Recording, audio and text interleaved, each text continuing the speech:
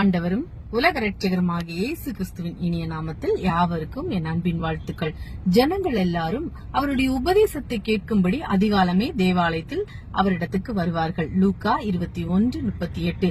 இயேசு கிறிஸ்து இவ்வுலகில் வாழ்ந்த நாட்களில் அவருடைய சுகமளிக்கும் வல்லமையை பெற்றுக் கொள்ளவும், மரித்தவர்களை அவர் உயிரோடு எழுப்புவதை காணவும், அவருடைய வார்த்தைகளை கேட்பதற்கும் ஆயிரக்கணக்கான மக்கள் அவரை பின்பற்றினர்.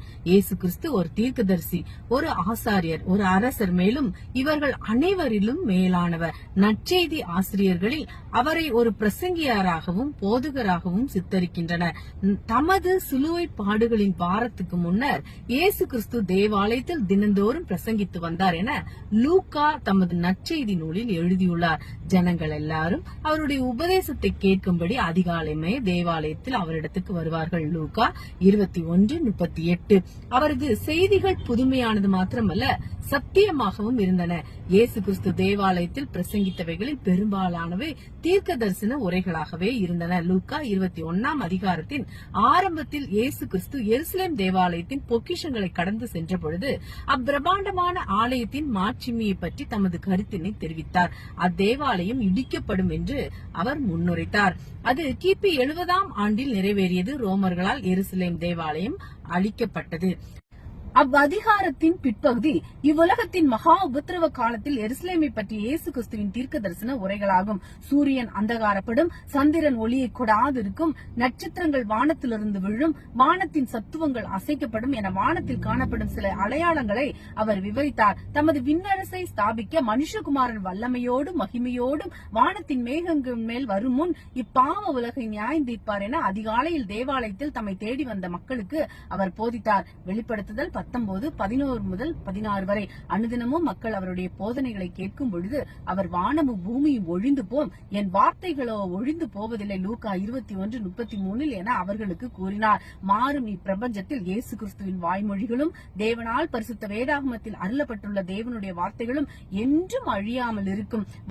வானத்தின் சத்துவங்களை அசைக்க வல்லமையுள்ள தேவன் தமது வார்த்தைகளையோ அசையாமல் நிலைநிறுத்தி வைத்திருக்கும் வல்லமை பெற்றவர். இயேசு கிறிஸ்து தீர்க்க தரிசனமாக உரைத்தபடி வானங்கள் ஒழிந்து போனாலும் அவரது வார்த்தைகள் ஒருபோதும் ஒழிந்து போகாது. அன்று எருசலேம் தேவாலயத்தில் இயேசு கிறிஸ்து அனுதினமும் மக்களுக்கு போதித்தார். இன்றைய 20ஆம் நூற்றாண்டில் அவர் அவ்வாறு செய்யாவிட்டாலும் தேவனுடைய வார்த்தையான பரிசுத்த வேதாகமம் மூலமாக நம்முடன் அவர் பேசுகிறார். அதிகாலையில் அவரை தேடி தேவாலயத்தில் வந்த மக்களிடம் பேசியது போல இன்று நமக்கும் அவருடைய சத்தத்தை கேட்கும் பாக்கியம் கிடைத்துள்ளது.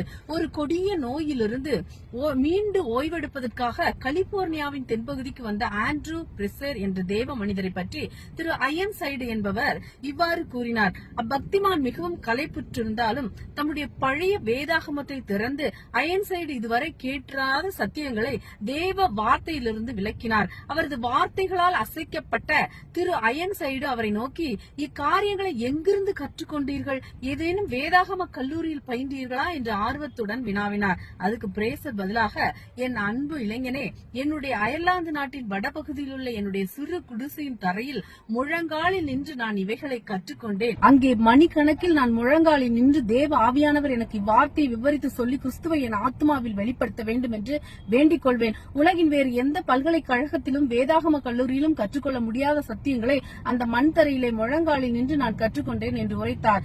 வேதாந்தங்களின் ஆழ்ந்த சத்தியங்களை ஒரு வகுப்பறையில் கற்றுக்கொள்வதை விட தேவனுடைய வார்த்தையிலிருந்து நாம் அறிந்து கொள்ள முடியும். இறையியல் மற்றும் வேதபாட வகுப்புகளில் முறையான கல்வி கல்லாதவர்களும் இயேசுவின் பாதத்தில் அமர்ந்து கற்றுக்கொள்ள வெட்கப்படக்கூடாது.